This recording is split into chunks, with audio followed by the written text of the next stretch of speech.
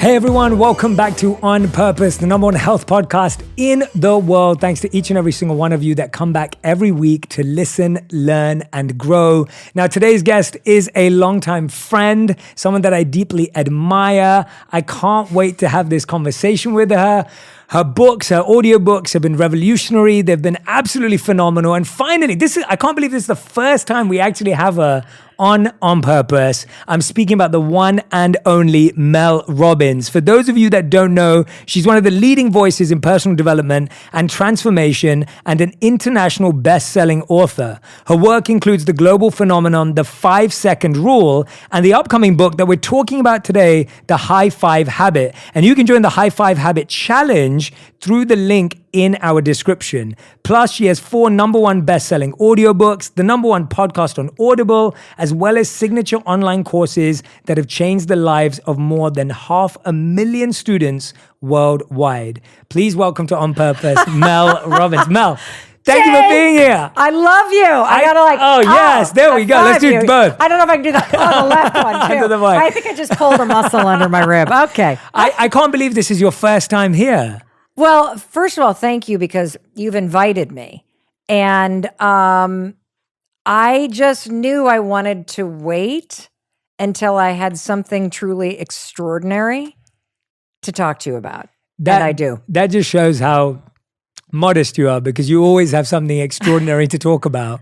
But I too am happy. Today we're talking about this incredible new book, The High Five Habit. Take control of your life with one simple habit. This is a book that I want everyone who's listening right now to go out and order. I know we haven't even started the conversation yet, but I'm so confident in what I've read from the book, my conversations with Mel, not just online, but offline.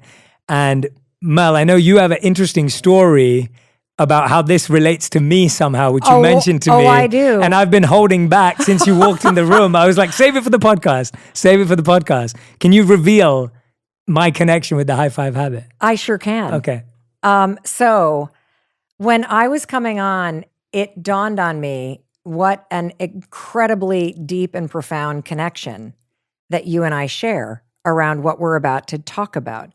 Now, like everybody on the planet, I devoured your book. I literally dog-eared it. I highlighted it. And on page 7, there is a story that you tell that is a beautiful metaphor that illustrates the external influences that obscure our true selves. Mm. You know what story I'm talking about? I do. I believe it's, is it dust or is it me? Yes. Is that about the mirror and the dust? Yes. And so the story is all about this metaphor of up in this attic of the ashram, there's a mirror with a thick layer of dust. And when you look at a mirror that's accumulated a thick layer of dust, you can't truly see yourself, your soul, your spirit. And the dust comes from your life. It's not you. I'm going to get like super emotional already because the High Five Habit is how you wipe the dust away. I know. And when I was reading that, for anyone who's not watching right now, Mel is on the verge of tears. But if you're listening, when I opened up the High Five Habit and you tell that story for you, of you're looking in the mirror, as we all do in the morning, when we wake up to brush our teeth, and you're criticizing yourself. You're poking holes in your appearance, in how you wish you worked out more, how you've got such a long to-do list today, how you have no energy, how you'd rather curl up and watch TV and do nothing for the rest of the day. And that is an experience that we all have had more than we even think. Like, we've had that daily. A lot of us have had that for months and even years. And so it's amazing how that story also starts looking in the mirror. Yes. Tell us about what has changed about how you look in the mirror today with the High Five Habit. So I have been practicing this habit for a little over a year. And it all began in April of 2020. And this is not something that I was like, okay, I got to write a book. It's got to have a 5 in it. It's going to be 5 years since I've written a book. Thank you, dyslexia and ADHD. What am I going to write about? What am I? That's not how this happened. The High Five Habit saved me. It was a ladder that helped me climb out of a hole I had fallen into emotionally, physically, spiritually. And a year later, after practicing what is going to sound like a weird, stupid thing, which you will resist. And Jay, you and I are going to unpack this because it's sad why everybody resists it. It has to do with the dust that's accumulated. And I will tell you, after a year of practicing this, I don't even see a face or a body. I see a soul. I don't even have to high five myself. I still do because it feels good. And we're going to explain the science that is bananas about why this actually works for everybody who tries it.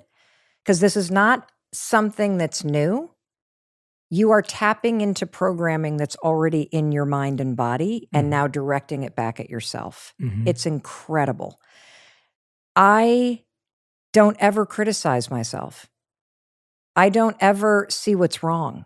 I see a human being who's trying, who deserves love and respect, and I know that it's my job to give it to her.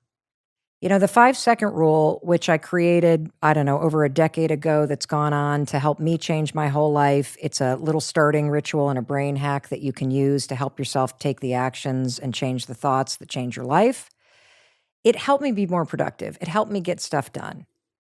The high five habit has changed who I am. It has deleted a lifetime of criticism and negativity from my mind, and it has reprogrammed the soundtrack to be somebody that's supportive and a cheerleader. It's extraordinary. That's so beautiful to hear, because I think so often we like to oscillate from one extreme to another. So people start by criticizing themselves. And then sometimes we've heard in the toxic positivity movement of, well, just tell yourself you're amazing and tell yourself you're incredible. And to me, that doesn't always work either, because we struggle to say it with feeling and meaning and belief. But what I love about what you're sharing with the high five habit is that it's actually looking at, no, you're trying. Let me be supportive. Let me be encouraging. Let me use my words to notice that which I want to grow and work on.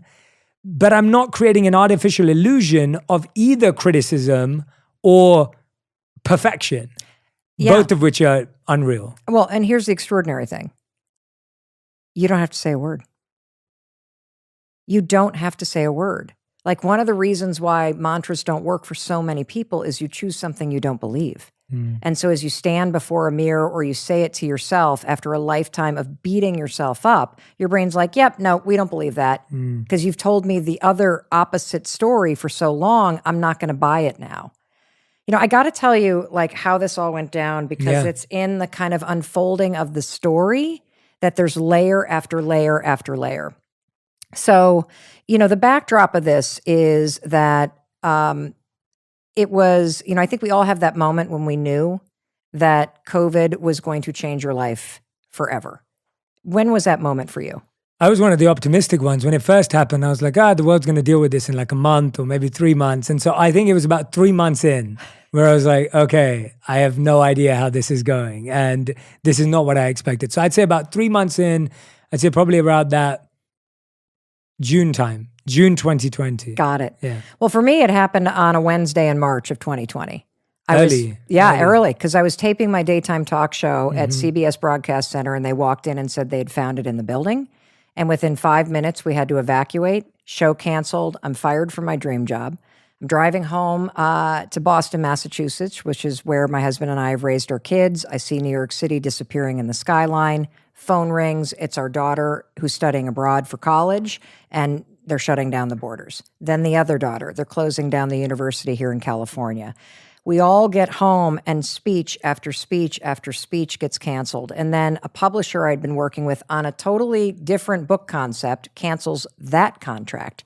And now I've got to give money back that I've already spent. There's no PPP loans yet. I have no idea how I'm going to make payroll. My kids are in a complete state of crisis and breakdown because their lives are now just imploding before their eyes. I'm worried about the world. I'm worried about frontline workers. And I feel the weight of the world on my shoulders. And I wake up one morning in April, and it's a very familiar feeling. This is not a book about the pandemic. This is a book about how you pick yourself up when you feel like you just don't know how to face your life.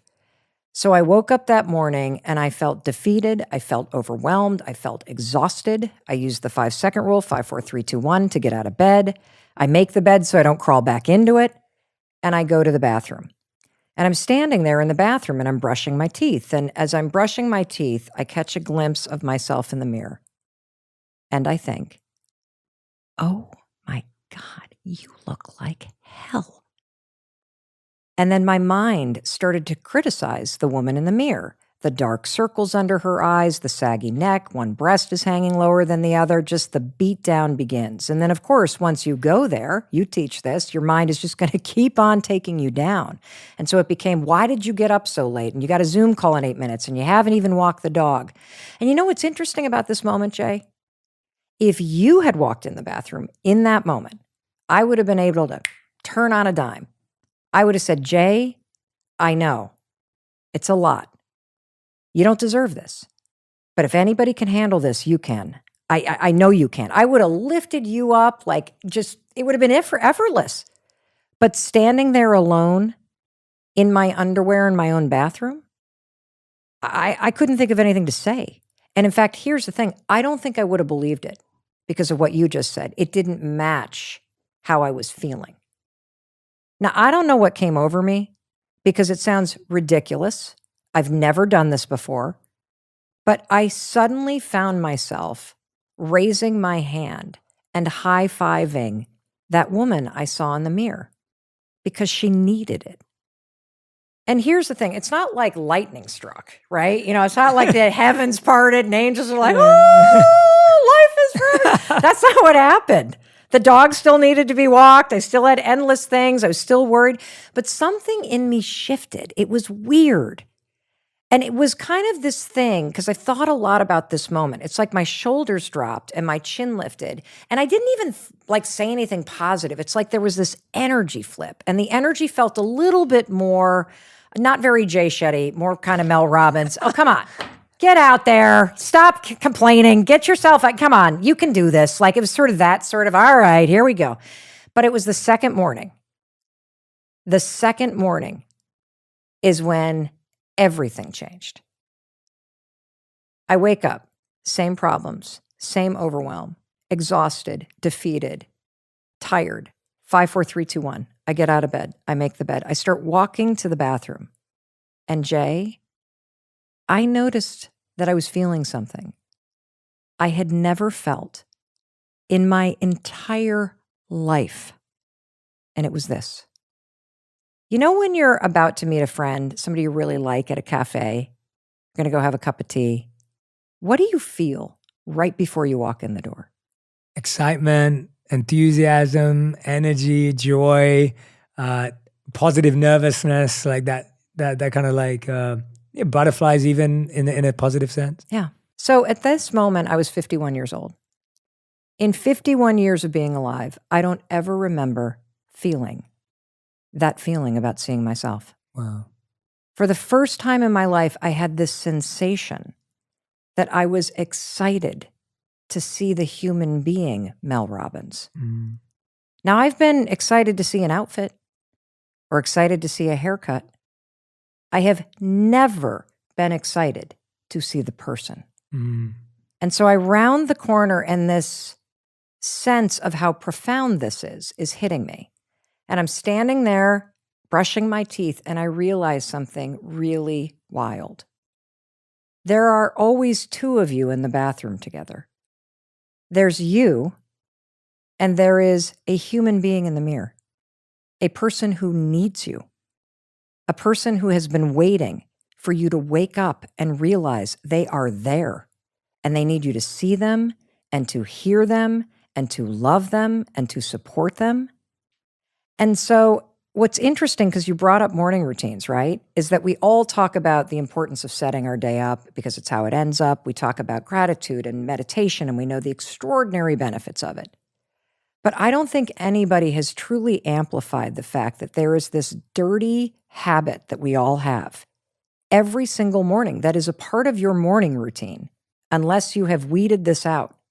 And it is a habit of either ignoring yourself or beating the heck out of yourself every single morning in the mirror. I mean, 91% of women don't like how they look. 50% of us can't even look at ourselves in the mirror. That's what I was about to say. That eye contact, I think there's such a struggle. What you just rightly said, it's not just that we beat ourselves up or criticize, we can't even look at ourselves. How does the high five habit help us get that? Oh, it's incredible. Yeah, it's absolutely incredible. Let's talk about the habit so then we can break it down. Yeah. Because I know part of it is practicing in the bathroom. Yes. And part of it is looking in the mirror. So let's break it down. Okay, so here's what you're going to feel. Yeah. When you do it, it's very simple. You're going to look at yourself in the mirror and you're going to leverage some research out of Harvard. We'll talk about that too. Yeah, okay. I want to dive into that. So you're basically just going to look at yourself in the mirror and you're going to ask yourself, what does that human being need from me today? How can I show up for him or her or they? How do I do that today? Kindness? Do I need to be more courageous or bold? You kind of set this intention for yourself. And then you're simply going to raise your hand and you're going to high five yourself. Now, a couple things I want you to expect. Number one, it will feel weird, period. It feels weird for everybody because it is the opposite of what you're doing right now. And so your brain is going to reject it as odd. Number two, you're either going to have one of two reactions. That's it. There's no middle ground.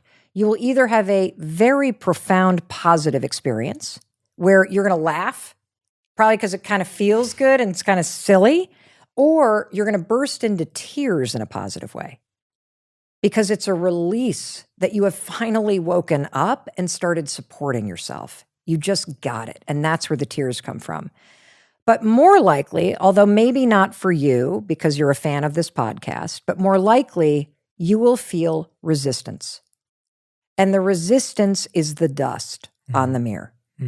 Every single morning, Jay, we bring with us our entire past. Whatever's been done to you, whether it's trauma or discrimination or abuse or neglect or abandonment, it is standing between you and the mirror. It's the dust.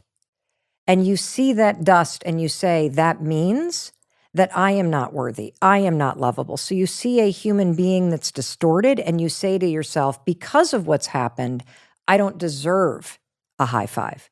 Or if you're a human being, you've done a ton of stuff that you regret. And so all the things that wish you could change, that you would forgive Jay or you'd forgive Mel Robbins for, you cannot forgive yourself. It's more dust. And so you stand there and you say, because of all that stuff that I did, I'm unworthy or I'm unlovable or I'm this or I'm that. And that dust keeps you from seeing a human being who deserves support and celebration. Or another form of the dust, which is the resistance, is that you actually believe that you do not deserve to be celebrated or supported unless you have the bank account or the number on the scale, or you drive in the car or live in the neighborhood, or your hair is less kinky, or you're this or you're that. And so you withhold the very support and celebration that you need in order to change your life from you because you haven't done it yet. That's where the resistance comes from. And so I'm here to say you got to try this for 5 days because it's going to feel weird. You're going to resist it. And what's going to happen is you'll notice as you raise your hand, and this is where the science gets amazing. As you raise your hand, Jay, you will go from thinking this is weird or thinking this is stupid to silence. And this is explained by science. There is a field of study called neurobics. Neurobics is a word that I did not invent. It is aerobic or physical movement with new neural pathway development. And research has shown that when you use neurobics, it is the fastest way to form new neural pathways. So the way that you do it is you take an unexpected physical movement, like high-fiving yourself, something you've never done, and you marry it with a thought. Now, here's where things get crazy cool. You've been high-fiving people your whole life. You've been receiving high fives your whole life. So, Jay, when you high-five somebody, what are you communicating through the gesture?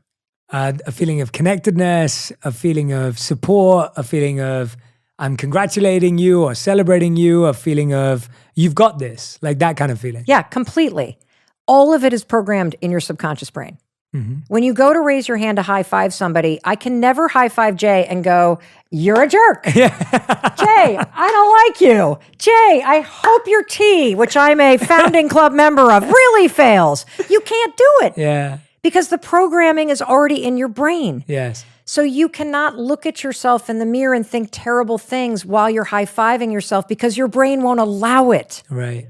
It is programmed to think something different. And as you repeat this every day, just 5 days, dear God, give me 5 days of doing this, you will override the critic and you will reprogram your mind to associate belief, love, encouragement, support, resilience with your own reflection. This is why I don't even see myself in terms of a body anymore.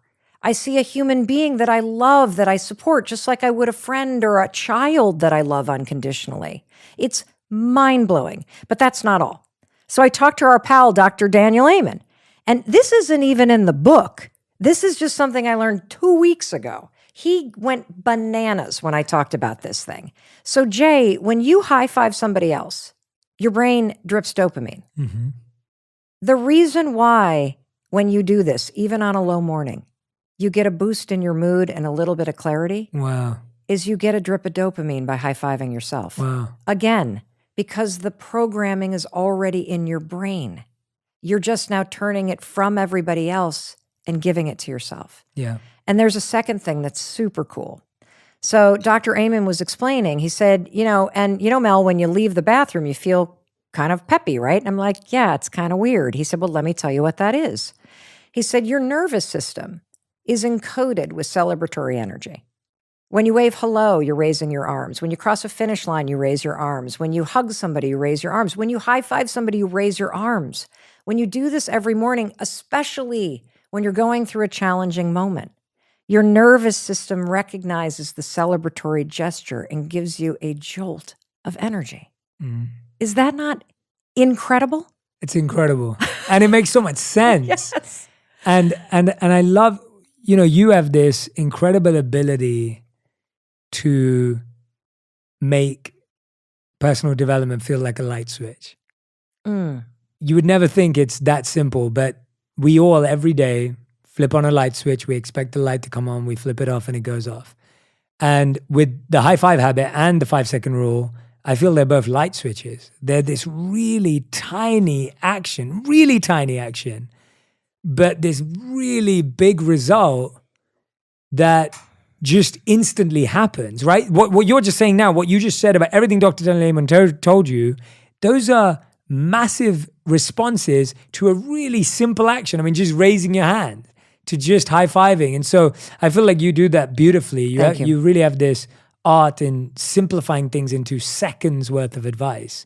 And what I love about that is that's why our brain has less excuses. Because if you're like, Jay, I really need you to take out like 20 minutes of your day to do this new thing. Everyone goes, where am I going to find 20 minutes? You're literally talking about, again, 5 seconds. Yes. And how long does it take to high five yourself? Even less, probably. Yeah. And you don't have to say anything. You don't have to feel anything. You just have to do it. And what's already programmed in your body, it does. You're right. It's such a beautiful light switch. It flips it on for you. And I want you to do it right after you brush your teeth, because you got to get that crap out of your mouth so you don't spread the dragon breath on everybody. Let's get the crap and the dust off the mirror. Yeah. So you're not spreading that negativity throughout your day and you're walking into your day feeling like you have your own back and feeling that life force that you were born with and being reminded that, yeah, life may be hard. Yeah, I may have screwed things up, but I know I'm still here trying and I deserve to feel supported. And so I'm going to tap into this to send myself out into the game. Yes. You know, one of the really cool studies, I'm sure you loved the study about the NBA teams. I know you've talked about this yourself. This is both common sense and science. How does your favorite sports team begin the game? By high-fiving each other to send yourself out into the game. But when researchers actually studied NBA teams, they could predict who's going to be the most successful teams at the end of the season and who's going to be at the bottom of the league based on one characteristic at the beginning of the season in the preseason. And that is, how many times does the team in the preseason do fist bumps, high fives, or pats on the back? And what they found is it's the teams that do that the most in the beginning have the winningest record. And the question is why? Well, the reason why is these gestures are more than gestures. They are symbols of trust and partnership. They build momentum. And so many of us are struggling in life with people-pleasing and guilt and all of these emotions because we have broken that partnership with ourselves. Yes. And this is a way every morning after brushing your teeth, we're going to stack this habit. Put the toothbrush down, pick up your hand, look yourself in the mirror and say, how am I going to show up for that human being today, and seal it with a high five. That's it. That's it. That's it. And what I love about this book, for those of you who are listening, you'll have to get the book to see this, is you have these beautiful pictures from your community and beyond of people actually practicing it. And do you prefer that one or that one? That one? Yeah. Let me know if it's good. You can zoom in. So I just want to show a few pages. Homer, tell me. Yeah, you got it? Amazing. I want to show you a few pages just because I think it's beautiful to see so many people practicing this. There's a few more that I want to show as well. The way back, inside. Yeah. I think, the ones at the back, but there's also these, the one of you is really special to me. That one, I have to show that one. I really like that one because to me, that was chapter 2. Yeah, that one to me was brilliant. This is when Mel discovered. Had I known right, this was going to be the photo with my retainer in and my bed head. Yeah, that's the best.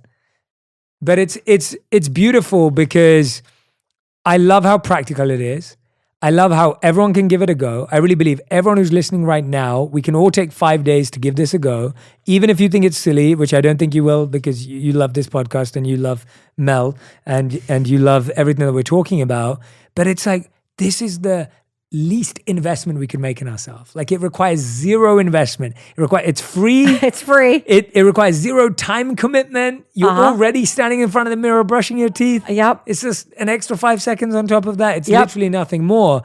Tell me about what this does for the rest of the day. What is the knock-on effect of doing something like this in the morning? Because what my head's going to right now is, in this moment, you are choosing to high five instead of beat yourself. That's to me what you're teaching people to do. Yes. You're training people to choose, make a choice that is going to transfer into every choice they have to make throughout the day. So now when their boss says to them, hey, you haven't done this, you haven't done that, you haven't done this, how's it going to impact? Talk to me about that and what you saw with that. This is absolutely awesome. So kind of from just sort of the way that people talk about it, this is both what I've experienced and what our audience is constantly writing to us about. And by the way, this is without even having a book out yet. I know. This is simply from having people and convincing people around the world to try it. Everybody says it's weird, but I got to hand it to you, Mel.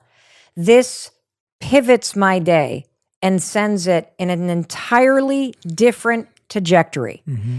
You talk about it all the time. Your mood in the morning impacts your confidence and your productivity all day. Mm-hmm. We know that research from Harvard tells us that when you get intentional about how you're going to show up, it not only boosts your productivity and your confidence and your focus, it also changes your ability to make an impact with people. We also know all the research around what's called emotional contagion. I didn't even write about this in the book, but when you separate leaders into two groups and you show one group of leader, very stressful videos for 20 minutes that make you feel agitated or bummed out, and you throw another group all these videos with puppies and kittens and Shetty content that's amazing, the leaders that go in to their teams, within 10 minutes, the teams feel exactly either the negative agitation or the positive agitation, but it goes even deeper. So the high five habit in the mirror, Jay, it's just the Trojan horse. Of course. There are dozens of tools in this, and we go deep into something you talk about all the time, the reticular activity system, which is the filter in your brain that in real time, I think about it, this is not an elegant way to describe it, I think about it like an electronic hairnet that sits on your brain. And in real time, this sucker is changing. We've all experienced its effect when we've shopped for a house or a car. The second you start shopping for your first car, what happens? You start seeing those cars that you're looking for everywhere. Everywhere. That's your RAS.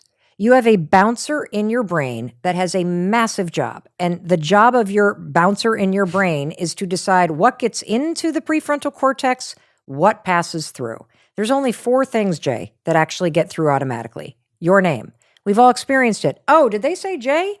Number 2. That happened to me this morning. Really? I had a random person, I think, shout my name out. So I was looking around. Well, that's the bouncer in your brain. It let it in. And there were a bazillion other sounds, by the way, that you didn't hear, because the bouncer in your brain blocked them out.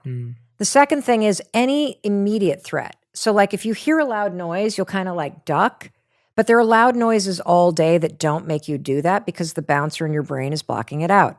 The third one, and this can be tricky for relationships. I know you're writing a book about this. So this is any sign that you think your partner might be interested in sex with you or somebody else. This is that jealousy. Hey, are you looking at somebody? And then the fourth one, and this is where the treasure is. This is everything.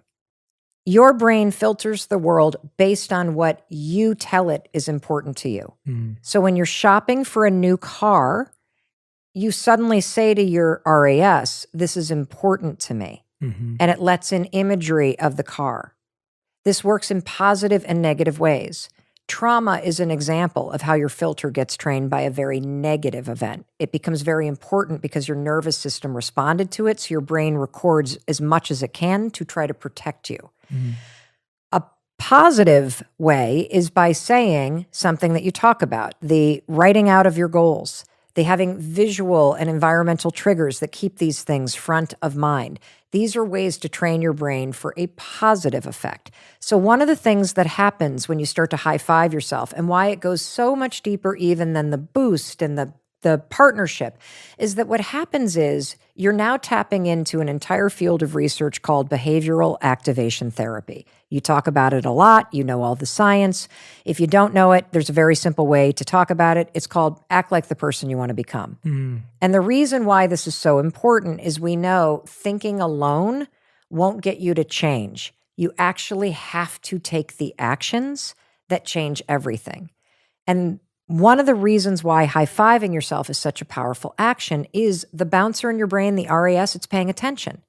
When it suddenly sees you stop the beatdown and it sees you act differently, it sees you acting like somebody who actually cares about you, who celebrates you, and who sees the high five, it will switch in real time and start to see the world in a way that reflects back the fact that you deserve love and support. So the more that you act like somebody who loves and supports and believes in themselves by high-fiving themselves, the more your brain changes and the more your reality changes. Now, to your point with toxic positivity, does it change the very real issues people face? Of course not.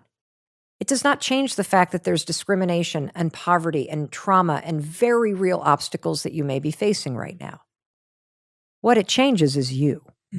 And your ability to face those things and your resilience and your belief that through your attitude and your actions, you can make a positive difference in those things. Yeah. What I love about you, what you just said, is that we're all going to face pain and discomfort regardless. The only choice we have is, are you going to face pain and discomfort with the feeling of supporting yourself, or are you going to face pain and discomfort with the feeling of condemning yourself, right? That's the only choice you have. We're all going to face it. We're all going to have to deal with stuff that we don't want to deal with. And the only choice we get to make is, what attitude do I want to affect this from? What thoughts do I want to have as I go through this? And I think all of us would agree that we'd rather be going through with thoughts that say, you've got this, you can do this, we can get there, we'll figure it out, we'll find an answer, we'll make it through, rather than the voice in your head that's saying, oh, I don't think you should do this. No, this is not going to work. No, stop. No, you're terrible. Oh, this is the worst thing you could have, which is what we're all hearing. Right. Let's talk about, what are the key aspects? You talk about this so much in the book, and I do believe this is at the heart of the high five habit and also just the heart of what you're sharing in this book. What are the key principles of how someone deals with themselves when they love themselves, when they care for themselves? What are those key tenets, those key values that we can draw ourselves to and measure against and say, am I doing that for myself? Does that make sense? Like, am I creating that for myself? Because I feel like we know, like we always say, and some of this is similar, but we always say, oh, if your child's, and you have children going off to make friends at school, we always say, well, be kind, ask them, you share advice, but we've never been told how to have a relationship with ourselves. What are the key principles to having a positive relationship with yourself? It's a fabulous question. So I think at the heart of it are two foundational habits that you need. And one you already mentioned. It's being kind to yourself. It's really that simple. And I know you know the study that they did in the UK where they looked at every possible behavior change that you could do in life. And whether it was changing in diet, meditation, exercise, relationship changes, all of it. The one change that has the biggest impact on fulfillment and happiness is being kind to yourself. And it's the one change we practice the least because I don't think we know how. Yeah, how do we be kind to ourselves? Well, number one, stop the beat down in the mirror. And despite the fact that it might feel weird or you're going to resist it or you got a lot of dust, oh boy, we got to wipe it away. Ooh, it's more like mud. It's not like dust. Jay has dust. The rest of us are caked with mud. Got to get some elbow grease in there. The high five habit every day is wiping that away. Okay, that's number one. Number two, when you catch yourself in the what if loop or the beat down, use the 5-second rule, count backwards, 5, 4, 3, 2, 1, interrupt it, and start just interrupting it. Because you don't have to listen to it. You can't always control when it pops up, but you can start to create distance from it. Meditation obviously helps with that, but in terms of the hand-to-fist combat with your own brain, I prefer punch back, 5, 4, 3, 2, 1, and then I literally go, I'm not thinking about that. Another strategy that you can use as you're doing the hand-to-hand combat with your own brain is come up with like an avatar for this negative voice, okay? And make it really good. Like when our son was really profoundly struggling with anxiety, he's 16 now, he started to call that worry wart in his head that was beating him up Oliver. And he looked like this big, pimply bully of a kid that was out of the Diary of the Wimpy Kid. And he would literally say when he was 9 years old, "Shut up, Oliver. Like, you're not invited to sleep." Like, he would literally talk to it. And it sounds like you're giving your kid multiple personalities. That's not actually what's happening. You're leveraging objectivity. So you separate yourself from the voice that's talking to you. Yes. Another thing that you can do, I love this for worrying. Oh, this is a genius, to steal your word, move. When you catch yourself doing the what ifs, because we know there's two forms of worrying, right? There's the type of worrying that just destroys you. That's destructive worrying, where you just ruminate, what if, what if, what if. Then there's the positive form of worrying, which is productive because it motivates you to change. When you get stuck in the what if, what if, what if, interrupt it with this, 5, 4, 3, 2, 1, and then go, what if it all works out? What if this turns out to be one of the hardest things I do, but the best decision I've ever made? What if placing a bet on myself was the moment my life changed? What if it all works out? Because you can't argue with that. And it literally stops that sort of cycling, because worrying is just a habit that you have. It's like a pathway that you've plowed in your mind, and it's a protection mechanism. You're actually not a procrastinator. You're not a worrier. You're just afraid. Yeah. And by staying in your mind, you think you're safe. And really what you're doing is you're holding yourself back from living the life that you're meant to live. I love that. That's such a great answer. So that's be kind I've got to a yourself. couple of, That was be kind to yourself. And then there's another one. And then the other ones. Yeah. Keep the little promises that you make to yourself. And there's two simple ways you can practice this that everybody's going to hate. When you set the alarm the night before, I don't believe in having the same wake-up time every morning, because I think if you have a normal life, things are constantly changing. And so I think if you were to have one simple habit, which is the night before you go to bed, think about when you need to wake up to truly support yourself, and then intentionally set your alarm. And if you want to get really intentional with the science here, make it like a random odd number.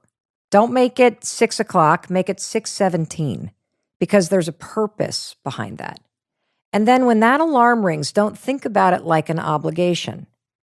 I want you to think about it like it's a promise that you're going to practice keeping. And this is where you can use the 5-second rule. You're just going to count backwards, 5, 4, 3, 2, 1, to interrupt all of the desire in your mind and body to stay in bed or to hit the snooze button or to argue against what you need to do. And you're going to push through that resistance and take action. And by getting out of bed simply when you said you would, you are, again, behavioral activation therapy. You're acting like a person who keeps their promises. You can trust yourself. Yes. Here's another one. Can we just talk about that one you just said? Yeah. Have we ever talked about 6:17 before?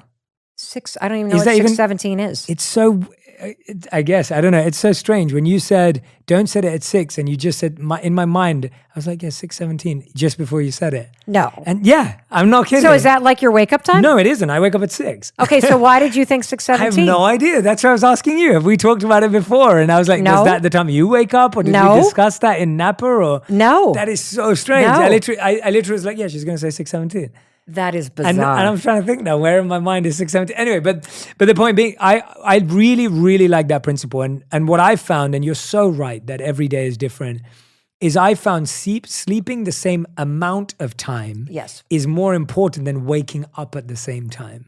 Well, do you know the research around the snooze button? Yes, yeah. Yes, exactly. okay. And please it's tell us, please tell us. Okay, yeah. so literally, it also, when it comes to productivity and focus and fulfillment, it's not when you get up, it's how you get up. And there's all this crazy research. Like, I'm not some sort of like psycho about the alarm clock or the snooze button. I personally love sleeping in. But I also know that as somebody that struggled with anxiety for 3 decades, lying in bed in the morning or at night is the worst place I can be. Absolutely. That is where the anxiety can pin you down like a gravity blanket. And so understanding that the habit of hitting the snooze button has a detrimental impact on your productivity all day. Because what happens is when you wake up, your brain is typically ready to wake up. When you drift back to sleep after hitting the snooze button, your brain drifts back into a sleep cycle, which based on research takes about 75 minutes to complete. When the alarm goes off 9 minutes later, your brain is now trapped in a sleep cycle, and researchers say it takes you about 4 hours to snap out of what they call sleep inertia. That impacts your productivity all day long. And so you're complaining that I didn't get enough sleep and you feel groggy. No, you actually got plenty of sleep. You screwed yourself over by hitting the snooze button, and now your prefrontal cortex can't snap back into operation until you're ready to go. And what to speak about emotionally, which is what you were talking about earlier, about you've broken your trust with yourself. And that's why when we set these unrealistic targets, oh, I'm going to wake up at 5 a.m. tomorrow, I'm going to wake up at 6, whatever it is that's unrealistic for you. And then you hit the snooze button 4 times. Yep. And you wake up at the time you would have woken up at anyway. Yep. That's just made you lose faith in yourself over nothing, right? Totally. And that's the problem. Totally. See, I'm kind of one of these people that I sort of like lame goals. Because I want you to win. You know, I'm just asking for a high five in the mirror. I'm just asking that you roll out of bed, 5, 4, 3, 2, 1. Here's another wonderful one. Make your bed. Yes. And here's why. Not because I need you to be a Navy SEAL, but because when you literally, and I'm not even talking pop a quarter off of it. I'm talking throw the blanket across, karate chop a pillow, throw on a diagonal, we're done here kind of thing. Here's why. Number one, it's a beautiful gift you can give to yourself. Because as you walk back into your room, it's done. You don't see a mess. Your brain sees a person that actually is kind to themselves and follows through on things. Tonight, when you lay down to dream, you have a nice place to come back to. And this is what I'm talking about with lame goals and what I call simple discipline.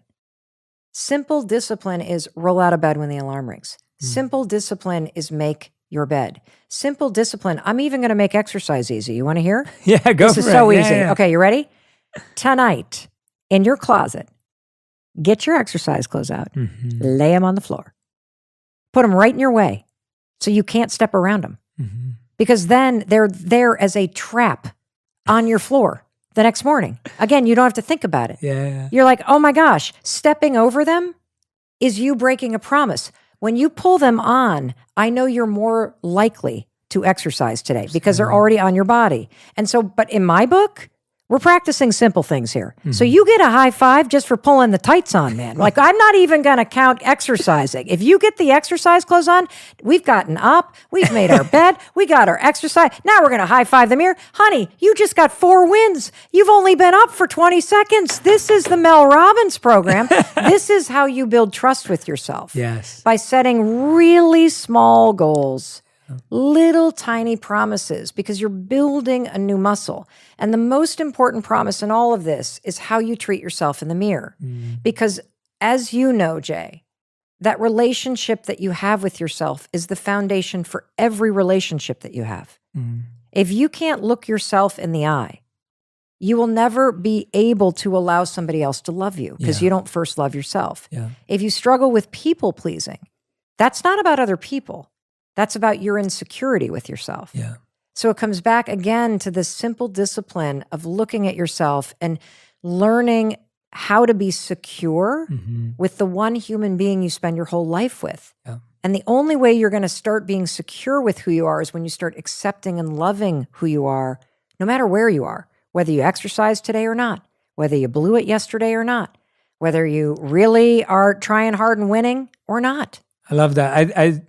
For me, making my bed also improves my relationship with my wife because she happens to wake up earlier than me. And therefore, we have a rule in our house. Whoever wakes up second does the bed, which means I end up doing the bed. I don't like that rule because my husband gets up first. Yeah. So anyway, I also have to do my bed. But my wife also likes to have like 20 pillows on the bed. So there's more pillows on the bed than there is a bed. And so I really don't enjoy doing the bed because I have to like organize these pillows.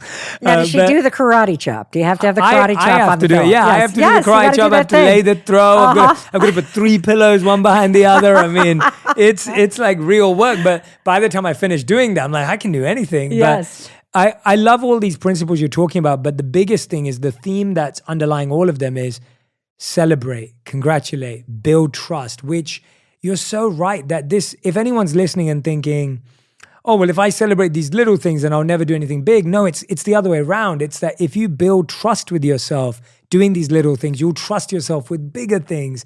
And anyone that you see that's doing big, bold, incredible things today is because they trusted themselves with the tiny, small, incremental changes. Yeah. And so when Mel's saying, celebrate just putting the gym clothes on, she's saying that because if you celebrate that, you'll notice that, hey, I can trust myself for this. Yeah. Let's talk about celebration because for both of us, and I also see this in you, and I think, when we're in Napa and we're with all our friends, I feel that celebration is something that everyone struggles with the more successful they become. And because the goals get bigger, the time length of the next project gets longer because it's harder. It's like launching a TV show as you did, or you wrote another book after 5 years.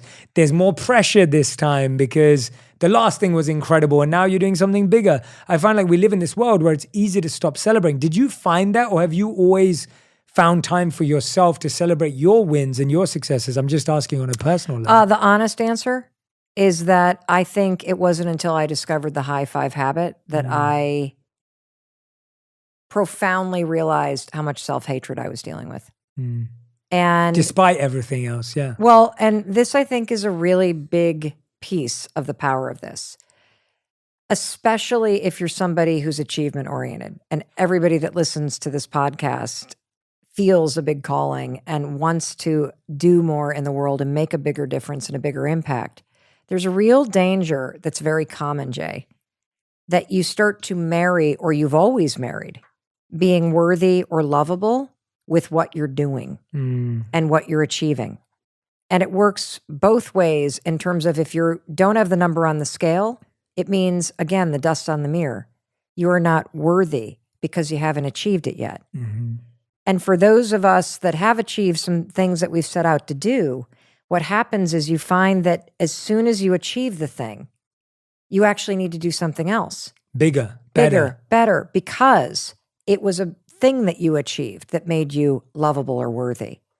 And the real trick, and this is everything, is being able to know and feel in your bones that you are lovable and worthy just because you're breathing. And that was a huge breakthrough for me. Yeah. And so, no, I never celebrated because I think I was so married to this idea that unless I'm doing or winning or achieving, and it happens so subtly when you're little because you start to get so much positive praise when you get a good grade or when you do something at school or when you make your mates laugh or whatever it might be, that you start to go, oh, that's what love feels like. Oh, if I do that. And so you outsource love and validation to outside things. And I'm here to tell you, we all got to learn how to bring it back home and anchor the validation and love that you need where you are right now every single day. And it's only in discovering this that I had to confront just how much I was beating myself up, just how much I was tearing myself down, and how I was chasing these things. Because what I actually wanted was to feel loved. Like if you ask yourself, okay, great, you want to make $1 million. Why? There's a feeling that you're looking for from that. Mm-hmm. And if you can start to work on bringing that feeling into your day-to-day life for yourself, Mm-hmm. it changes the way that you go about achieving things. Like, I didn't even enjoy half the stuff that I did because I was constantly maniacally focused on the things that weren't working rather than the 100 things that were. And the same is true with everybody's day. You don't even know the number of amazing things you do every day. You feed the dog, high five. You got the kids to school, high five. You read 10 pages of the book, high five. You said a nice thing to a stranger, high five. You got something done at work, high five. You got through 70% of your inbox, high five. Instead, you focus and ruminate on the one thing you didn't get to, and then you use that as evidence, again, dust on the mirror, to see a human being that's not measuring up and never will, and all that stuff their stupid fourth grade teacher said to you must be true, dust on the mirror. No. You need to interrupt this, period. Yeah. That is so, so powerful. Everything you just said, I was just nodding along thinking, this is so true. I saw a video recently from a good friend of mine, Jason Goldberg, and he was talking about a study at the Olympics where people who win bronze are happier than those who win silver. And so coming third makes you happier than coming second, because the people that come second, they go, oh, but I was a second away from first. And so they feel disheartened. Whereas the person who came third goes, at least I made it on the podium. Yeah. And that's what you're saying. Yeah. 1,000%. Make it to the podium. Yes. Put on the clothes. Or just put on the clothes. Just put on the clothes. But that's making it to the podium. Like, to me, that's like just getting there. It's not about... And actually, what you really hit something when you were saying that about celebration for me. It's not just about celebration, it's about what we celebrate in our lives. So when we celebrate our birthday, we're celebrating life. When you're celebrating an achievement, you're still celebrating a thing. Yes. And so celebrating life, when you're celebrating your breath, when you're celebrating your life force, your energy, your soul, the ability to love, the ability to be kind, the ability to have relational exchanges like we're having right now, that's what you celebrate. Because if you only celebrate things, now you're waiting for the next thing. And I actually learned that completely from my wife, Radhi, whether it was consciously or unconsciously. She didn't even know what she was doing. This was totally all in my own head. But I realized that every time I reached a new external peak or a new thing, I expected to receive more love from her. I expected that she would think something more cool of me. And the answer was she didn't. She loved me the same. And I would always wonder, why does she not love me for this? Like, how does she not respect me? How does she not feel it differently? I mean, look what I'm doing. Look what I've achieved. And when I kept working with that thought, and I reflect deeply, and I love breaking down my own thoughts and figuring it out, and I really get stuck in there, I realized that my wife loves me for my life and who I am, not what I do. Yes. And so she unintentionally trained me and taught me to disconnect my value from what I do to who I am, which is what she loves me for. And I realized that was so much more beautiful and so much more powerful and so much more meaningful to be loved for who I am than what I do and achieve. Yes, and here's now an even bigger thing. Please. You already do this, but as you're listening to Jay and I want you to actually grasp how profound it would be if you could feel that way about yourself. If you could always just look in the mirror and see a human being that's trying and that's worthy of a high five, and a human being that failed and okay, we're going to brush it off and that's worthy of a high five. Somebody who is running the marathon of life that you're going to celebrate every step of the way. And I also want to take this and flip this in the opposite, because I think this is where people really get mucked up. This happened in my own marriage. And it's only a recent discovery between Chris and I. And that is that we had the opposite thing happen, Jay. So when Chris and his best friend went into the restaurant business and they poured 7 years into it and gave it their go, and at the end of the day, they sold it, for pennies on the dollar to the next investor, and they did not return the profit that they had hoped they would return to their investors. Now, what was interesting about watching this all go down is that our best friend, who was Chris's partner, was able to leave the experience and go, okay, entrepreneurship. I'm so proud of us. We put in so much work. We built something amazing. We had an incredible brand. We were incredible leaders. Did we return the profit? No. but that's not everything in life. And he moved on. My husband could not. He literally said, because I didn't achieve, because I failed, I am a failure who is not worthy of love. And for 7 years, he has walked into a bathroom with the dust that has said, I am a failure. And so as you have been looking for, why doesn't she love me more? Somebody who fails goes, how can you still love me? And it's only until, it doesn't matter how much I love the guy, it doesn't matter how much I build him up. And, I'm so proud of everything that he's done and all the stuff that Chris is doing. And he's had a massive breakthrough in this. And part of it is through the high five habit because of the resistance. But I can't do that. Look at the failure that I've been. If you don't love yourself, you won't allow somebody else to love you. Yeah. And so when you can separate what you're doing from your soul and your intention and your spirit and your humanity, and you can stand with yourself every morning, and that high five doesn't necessarily become celebration, it becomes acceptance, and it becomes compassion, and it becomes acknowledgement, and then it becomes slowly celebration and momentum and forward energy that you need when life drags you down. Yeah. And so it's really a profound point you just made, that it's only when you love yourself for breathing, for living, for being, just as you are, that level of acceptance that we so want from everybody else. And I'm telling you, you have an opportunity to do it for yourself by keeping your promises, by being kind to yourself, by standing before yourself and seeing a human being who needs you and who loves you and who's going to be with you your whole life. It's beautiful. It's amazing. Just sitting there listening to you talk about that. And when I'm thinking about what you said with Chris, we recently celebrated your 25th wedding anniversary, which is incredible. Congratulations. Thank you. I mean, that's goals. Like, Yeah. so me and my wife, we've been married, 5, together for 8. When I hear you're 25, I'm like, share all the wisdom, give it to me. Tell me about what it's been like learning from each other, especially seeing as your job is teaching. Yeah. It's coaching. It's working with CEOs and organizations and people, and of course, millions of people online, but you're working with so many companies as well. Yeah. How has it been for him and for you to learn from each other?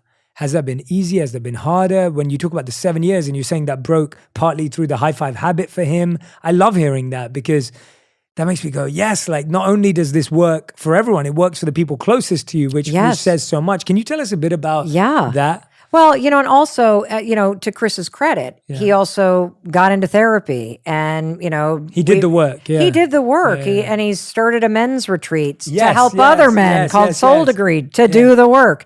And we've done a lot of work together, which I think is really important. It's so important to do work on yourself because it's not your partner's job to make you happy. No. It's your job to figure out how to bring the happiest and healthiest and kindest you into the relationship. Because when you can do that, you can build a nurturing crucible, if that's even the right word, where is that the right word? I don't even know what. You can build like a pot. I don't know. That sounds very unglamorous, but we camp a lot.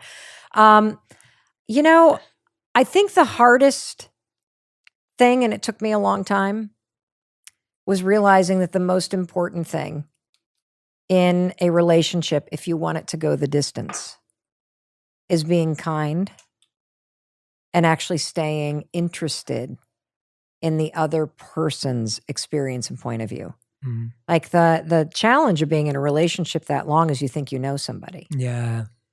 And so true. The fact is, I don't care how great your relationship is or how bad it is or whatever, but how great it is in particular. There are parts of the person you're with that you don't know because even they don't know that. Totally. And I don't even think Chris realized the extent to which he was subconsciously pile driving himself with his mindset. And it didn't matter that I thought he was the most incredible person in the world or the greatest father or wonderful spouse or my biggest cheerleader. He didn't feel like those things. And so I would say being kind, listening, I think also making requests of each other are really important. So instead of pointing out what's wrong, think about what you need. Because even though Chris and I have been together for 27 years now, married 25, I'm still not a mind reader. And when you can make requests about what you need instead of letting it get to you and then acting out, that changes everything. That's incredible. I love hearing that. Thank you for sharing that. And thank you for opening up. I met Chris for the first time probably about a month ago now. He's wonderful. Like, he's just such a gentleman, so kind, so sweet, so loving, very warm. I mean, we had so many beautiful interactions and conversations while we were in Napa together. And I just love seeing you both continuing to, really just show what real strength looks like as a couple. And, well, Jay, I think one of the other things that has been fascinating is you got to leave room for each other to grow. Yeah. So we've also gone through tremendous evolutions as a couple where, for a while we were both working and we were sort of 50-50 in terms of what we earned. And then Chris started to out-earn me. And then I kind of took the second role. And then next thing you know, he's going into entrepreneurship and I'm sort of growing in the corporate market. Next thing you know, we find ourselves financially imploding, $800,000 in debt, horrible experience 12 years ago, about to lose everything. And what was interesting is it was that crisis that flipped us into the right roles. Wow. Chris, as you met, his name's Christopher Robbins. He's like the world's most nurturing man, Winnie the Pooh's owner, for crying out loud. He doesn't care about money and building things and fancy stuff. He would live in a yurt if I would want to. I do not. Did you hear that, Chris? I do not. It was through that I discovered my own ambition, that I actually do care about building things. I do want to go out and play that game in business. I freaking love it. And it happened at the perfect time because it was at the moment when we had kids in middle school and they needed somebody more nurturing than me to be home. And they needed somebody. And so our kids have had the greatest gift because they've seen our partnership evolve. They've seen a dad that stayed home for a while. They've seen a mom off in the world building something. And the biggest message is that you're only going to stay together if you continue to talk. Yeah. One of the things that our therapist has said to us that I think about all the time, so steal this. It's really easy when you get along to do the logistics and transactions of life. But you can start to find yourself very sequestered from each other, but together and in roles, but never going deeper. And so I think when you notice that either you're not growing or your partner's not growing, that's when it's really important to start turning toward one another. Yeah. That's so true. That's so true. I've always said, like, for me right now, watching Radhi grow is like my favorite thing in the world because she's almost just in the last 18 months really discovered her purpose. She's always been very skilled and talented and had lots of strengths, but it was in this last 18 months that I saw her really embrace herself, high five herself. Yeah. Like, she really got to that point where she has high five energy. High five herself.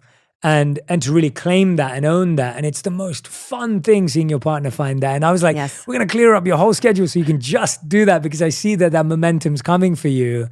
And I think often what it is, and you talk about this, I have a few more questions I want to ask you, but it's this idea of often even in our partners, you talk about jealousy in chapter 8. You talk about a chapter which you call, Why is life so easy for them and not for me? Mm-hmm. And I've noticed that this sometimes can even creep. I want to talk about it broadly, but it can also creep into our own marriage and relationships. Oh, for sure. Where people think, oh, well, I did. And there's pros and cons to this. So obviously in our life, I was the one who built my purpose and career, and Radhi was building her skills and her strengths. And it's so easy to get caught up in the mindset of, well, I didn't have someone who was going to help me out when I started out because I didn't. And you can even have that in your own relationship, and it can be so poisonous and toxic in your own relationship. But you also talk about how jealousy can be used as a tool.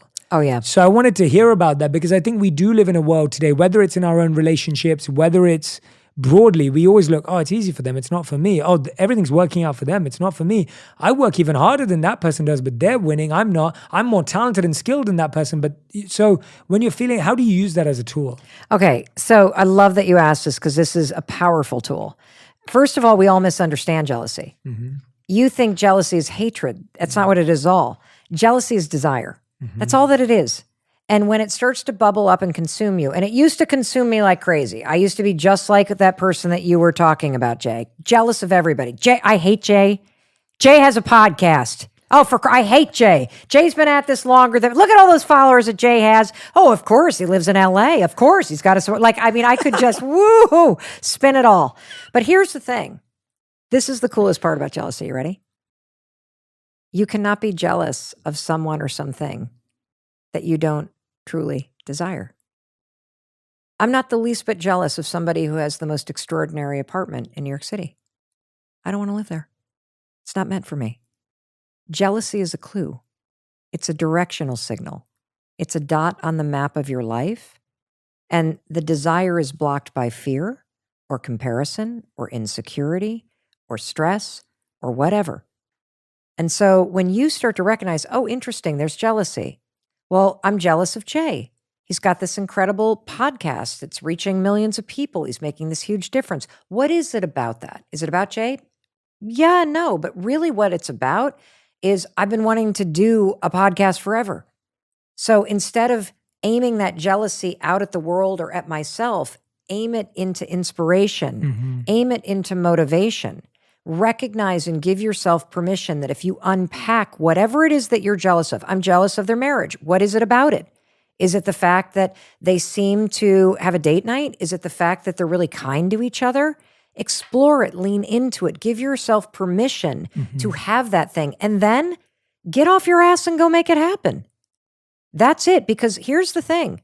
Your jealousy is not going away, and it will either continue to consume you, or you are going to blow the lid off that blocked desire.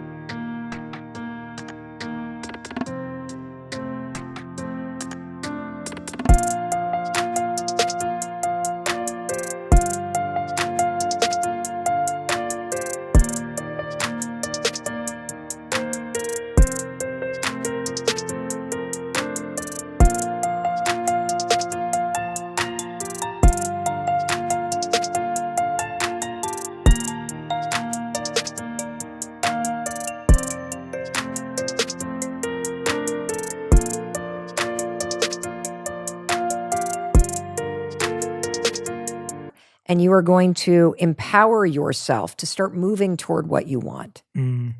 That's how you do it. And again, this high five habit is so important because if you stand in front of the mirror and go, I'm too late, I'd just be a copycat, all these people, see, you dumb, like this is what the beatdown is. Yeah. If you go, no, you high five yourself, you're like, I see you, you are a little bit later than everybody else, great.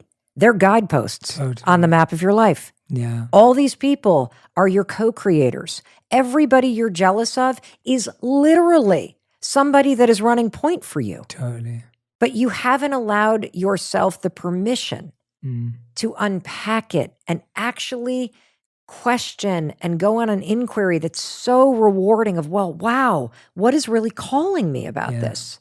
Yeah, I think that's so true. And I love seeing jealousy that way. And you said something there was really important that I want people to catch on if they didn't, is jealousy is a tool when you're self-aware. Like you are self-aware. I don't want an apartment in New York. Hence, if someone has a stunning apartment in New York, I don't feel jealous. But a lot of us, our jealousy is just scattered because we don't know what we want or what our dream truly is. So then everyone's dream feels exciting and better than ours. And that's why I think what you said is so true when people actually can develop a little bit of self-awareness of what is my genuine dream. Because I remember I talk a lot about like when you don't find your purpose, you're jealous of everyone.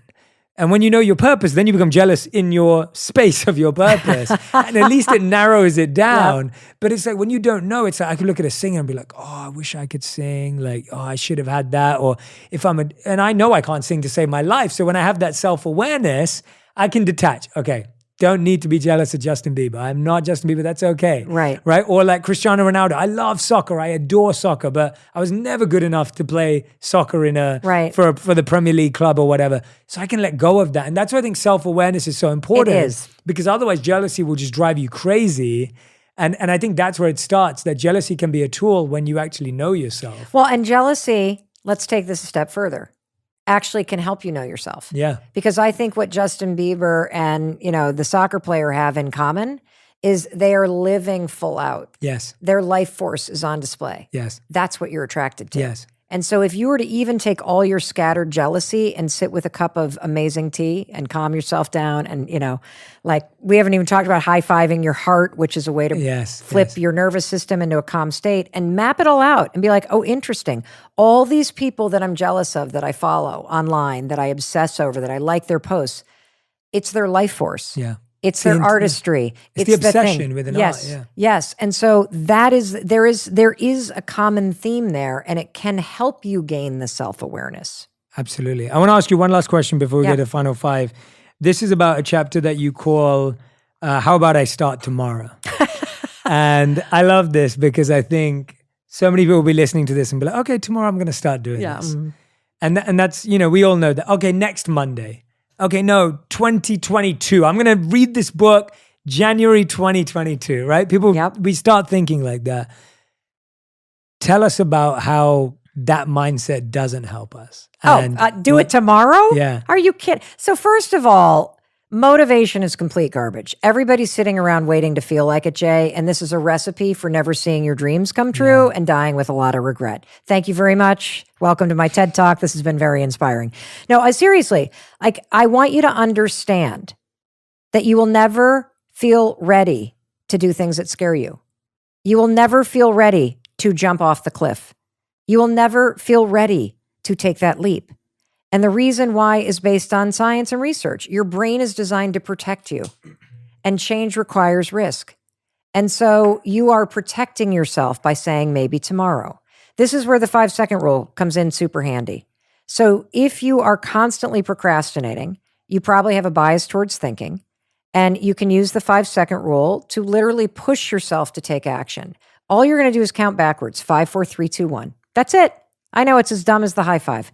It's as simple as the high five. It has profound research behind it, because what you're doing when you start counting backwards, and you have to count backwards, it does not work if you count up. It doesn't work, because counting backwards, 5, 4, 3, 2, 1, requires you to focus. When you focus, you flip the switch and your prefrontal cortex turns on. This is a starting ritual that interrupts the patterns of overthinking, of fear, of anxiety, of procrastination, of comparison that are making you go, tomorrow, not today. I don't feel like it. 5, 4, 3, 2, 1. Your prefrontal cortex turns on. That's the part of the brain you need to either learn new behavior or take action that's inspired. So now when you get to 1, you got a shot at doing something different. So move. And here's the real secret to this. The second you started counting, you actually made a decision to change. So the counting is the Trojan horse to the bigger thing you're avoiding. 5, 4, 3, 2, 1 launches you through the resistance, and it pushes you into action. That's the only way you're going to change. Sitting there listening to us, lightning is not going to strike you on the couch. Jay and I are not going to show up and kick you or drag you out of your house and make you go on that run. If you want to change your life, you must make a decision to change your life. And, I'm going to say something that I really hope happens from you listening to Jay and I today. I think it's very easy to sit in this moment in your life and to look back at your life and to see how everything that's ever happened to you, positive and negative, is a dot on the map of your life that has led you here. True power is knowing that this moment right here is also a dot on your map, and that this moment too is connecting you forward on the map of your life towards something extraordinary that hasn't happened yet. And you can either sit here and listen to this and let this dot come and go, or you can wake the heck up and realize at some point the map takes you to a final destination, and we don't know when that is. But if you want to change your life, you got to make a decision to change your life. And sitting around and waiting to feel ready is not the decision I want you to make.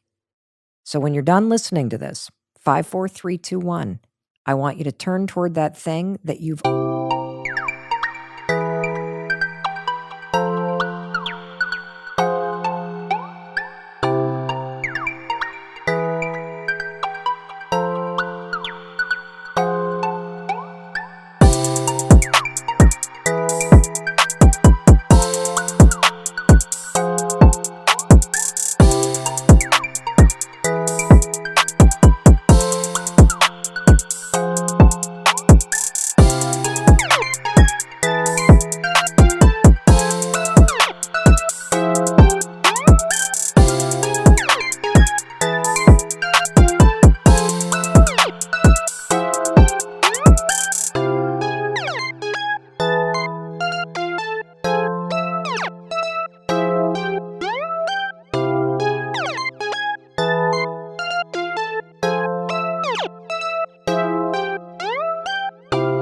always dreamt of, that you've been waiting to do, and you go and you move toward the thing that is meant for you, because that's the only way you're going to get there.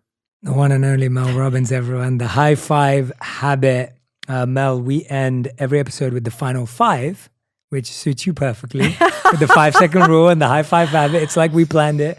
And this is our fast five. So every question has to be answered in one word to one sentence maximum. Oh, okay. So I give one sentence. Yep. Yeah. Okay, so the first question is, what is the best advice you've ever received? Never leave a bathroom without high-fiving yourself in a mirror. I love it. All right, question number 2. What is the worst advice you've ever received? Someone else can make you happy. Absolutely. They can make you a cup of coffee. Yeah. They can't make you happy. A lot of people hear that. It's very true. I didn't get to ask you this probably, but I want to hear about it. Tell us about high-fiving your heart, hand on your heart. Oh, this is incredible. So this comes from research from Dr. Judy Willis, and this is why this is so important. Right now, I think everybody's nervous system is in a state of fight or flight. If you feel constantly exhausted, stressed out, you can't focus, you're on edge, you're waiting for the other shoe to drop. And honestly, what we've just lived through, the human body is not built to sustain that level of uncertainty for that amount of time. So what you're going to do to high five your heart is we're going to teach you how to flip off your fight or flight nervous system and flip on your parasympathetic, calm, cool nervous system. And so here's how you do it. It's very simple. You're going to take your hands and push them on the center of your chest, and you're going to take a deep breath, blow it out, and then you're going to repeat these 3 sentences. I'm okay. I'm okay. I'm safe. I'm safe. I'm loved. I'm loved. And some mornings you might need to do it 53 times. What's happening, and what do you feel, Jay, when you do that? I feel, on a physical level, I feel like my heart rate's slowing down. I feel like my body's become more relaxed. In an emotional or mental capacity, I just feel a sense of more stillness, a sense of more clarity and certainty. Exactly. What you're doing on a scientific level is you're tapping into a treasure in your body called the vagus nerve. Now, you talk about this all the time. It runs from your seat to the top of your head, through every major organ, through your vocal cords. There are lots of ways you can strengthen the vagus nerve. It is the on-off switch between your stressed out nervous system and your cool, grounded one. And so every morning, I want you to high five your heart. I want you to take a deep breath and start your day by saying, I am okay, I'm safe, and I'm loved. And repeat it and repeat it and repeat it until you feel yourself come back into your body. You feel the stress level decrease. And the fact of the matter is, if you can hear yourself even thinking those 3 sentences, it's true. We had a woman who wrote to us from a domestic violence shelter. And she said that she's had tremendous childhood abuse. She's just escaped a very abusive relationship. She's lost everything. She said for 5 days, she's been waking up and high-fiving her heart, telling herself that I'm okay, I'm safe, I'm loved. She's been starting her day with a high five in the mirror. And she said, after just 5 days, I realize I have a very long road ahead of me. But now I know, at least I still have myself. Wow. That's incredible. That's absolutely beautiful. It's funny because when I was reading about that in the book, I didn't realize it. So I have a habit of, that's probably one of my go-to hand gestures in my day-to-day life. And I do it usually when someone thanks me. So if I bump into someone on the street and they're like, hey, Jay, I listen to the podcast, I really love it, I'll always say, thank you so much. Like, that's a very You do that's that. it's my you do so that when all I the read time. about it, I was like, I didn't know about it. I do it because it's just a natural thing for me. But I'll literally put my hand out, I'll be like, thank you so much. That means the world to me. I'm so grateful for that. Like that's, and I do that all the time. It's like my go-to hand gesture. Not that I've trained it or thought of it. It's subconsciously been what I've done. And now that I know that it does that, I'm like, wow, like it's incredible to think that some of these things actually happen quite subconsciously and, naturally. So anyway, that was something I had to ask about. Okay. Beautiful. Question number 4. How would you define your current purpose? Oh, it's cracking the wall of darkness that people live in and letting a little light in. And the 5th and final question, if you could create one rule or law or habit that everyone in the world had to follow, What would it be? I'm not sure.